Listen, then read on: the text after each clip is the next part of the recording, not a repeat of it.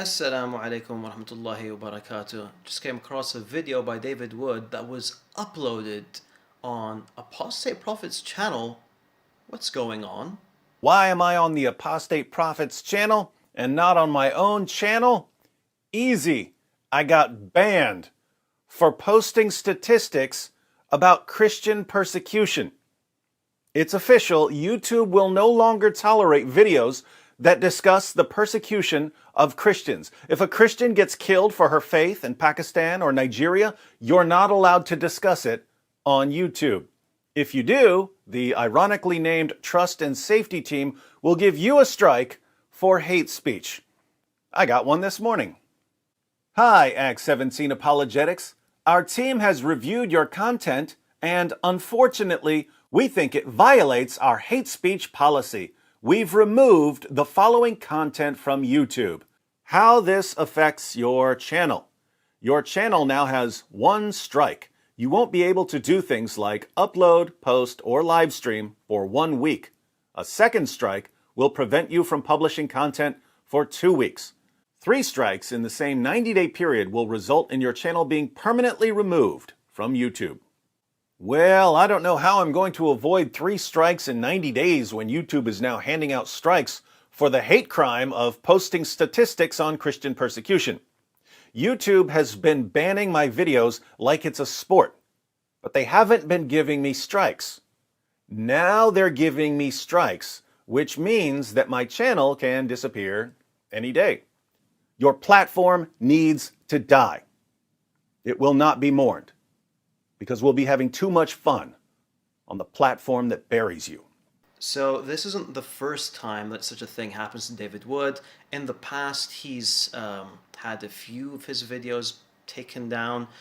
He was banned from Twitter for a bit, and he even got several violations on Facebook. And at one point, he actually deleted his Facebook because he knew that he was going to be banned sooner or later. But I mean, what do you expect? David Wood, he's going to keep on playing the victim. Everyone's out to get him. This includes mainstream media, the Dearborn Police Department, social media, the government of the United States, and even the United Nations. And everywhere we turn, we find organizations, both Muslim and non-Muslim, working tirelessly to silence Islam's critics. The United Nations, the Organization of Islamic Cooperation, CARE, the Islamic Society of North America, the Islamic Circle of North America, the Dearborn Police Department, and various media organizations and personalities have joined forces with the Taliban. We're the worst of creatures. Muslims are the best of peoples. That's what this book says, and it's obviously the official position of the U.S. government. Oh, I'm sorry. Should I be using my right hand, President Obama? I don't want the FBI kicking down my door. And I consider it part of my responsibility as President of the United States to fight against negative stereotypes of Islam wherever they appear. What Senator Graham is suggesting then isn't that we introduce Sharia into America. We've already done that. He's telling us we should find ways to expand the domain of Sharia. Oh, poor little you, David. Breaks my heart to see everyone go after you. It's funny because even his fan base, even Christians, have an issue with the way he conducts himself. And there are lots of even Christians who strongly resist the idea that Christians should be criticizing Islam. I've been told by many Christians that what we need to do is focus on preaching the gospel and building bridges. David Wood is one of the biggest fearmongers on YouTube, and he's just been doing this under the guise of scholarship. Here are a few examples of some of the most outrageous things that he's been saying, and he's been getting away with saying. And that with several sets of brothers involved in these cases, the rape wave seems to be a family affair. This band of Mohammeds isn't lurking in the shadows. They're inviting family and friends to join them at rape parties, apparently without a clue that what they're doing is wrong.